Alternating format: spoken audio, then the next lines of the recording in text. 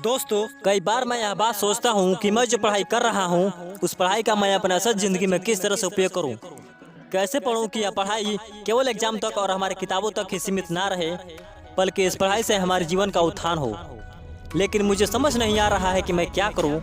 इस पढ़ाई का मैं अपने असल जिंदगी में किस तरह से उपयोग करूँ। इस पढ़ाई से मैं कुछ भी सीख नहीं पा रहा हूँ और लगता है कि हमारे परीक्षा में जो अंक आ रहे हैं बस उसी के लिए पढ़ाई कर रहा हूँ, लेकिन मुझे ये सब बेकार लगते हैं।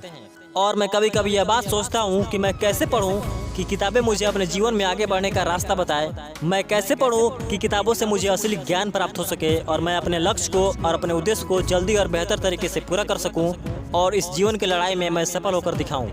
क्या आप भी ऐसा सोचते हैं? तो प्लीज़ इस वीडियो को लास्ट तक देखते रहिए। आज की इस वीडियो में हम आपको एक कहानी की मदद से समझाने का प्रयास करते हैं कि हमारी पढ़ाई का असली उद्देश्य क्या होना चाहिए और हमें किस तरह से पढ़ाई करनी चाहिए। एक बार एक संत के आश्रम में उनका एक शिष्य कहीं से एक तोता लेकर आया और उस तोते को अपने पिंजरे में बंद कर दिया। यह सब देखकर संत को काफी बुरा लगा और उन्होंने अपने शिष्य को कई बार यह बात समझाने का प्रयास किया कि इस तोते को कैद मत करो, इसे आजाद कर दो।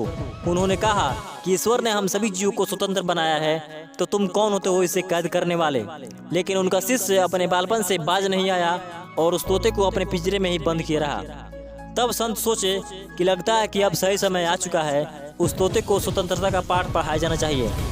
और उस दिन के बाद से संत हमेशा उस तोते को एक ही बात सिखाने लगे, तुम पिंजरा छोड़ दो उड़ जाओ, पिंजरा छोड़ दो उड़ जाओ, पिंजरा छोड़ दो उड़ जाओ। और कुछ दिन बीतने के बाद तोता यह बात भली भांति रट गया। एक दिन साफ सफाई करते समय भूल से ही पिंजरा खुला रह गया और तोता पिंजरे से बाहर निकल आया और बाहर निकलकर बड़े ही ऊंचे शोर में गा कर नाच रहा था कि पिंजरा छोड़ दो उड़ जाओ, पिंजरा छोड़ दो उड़ जाओ।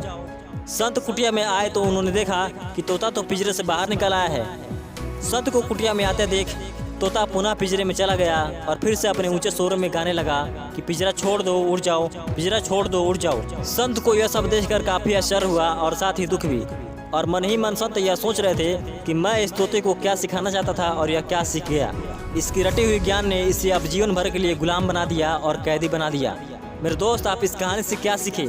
क्या आप भी इस तोते की तरफ सीख रहे हैं और रट रहे हैं? अगर ऐसा है तो आप अपने आप को धोखा दे रहे हैं। उस तोते के पास एक बेस्ट अपॉर्चुनिटी थी अपने आप को आज़ाद कराने की, लेकिन उसके पास ज्ञान का अभाव था और उसी ज्ञान के अभाव ने उसे जीवन भर के लिए कैदी बना दिया।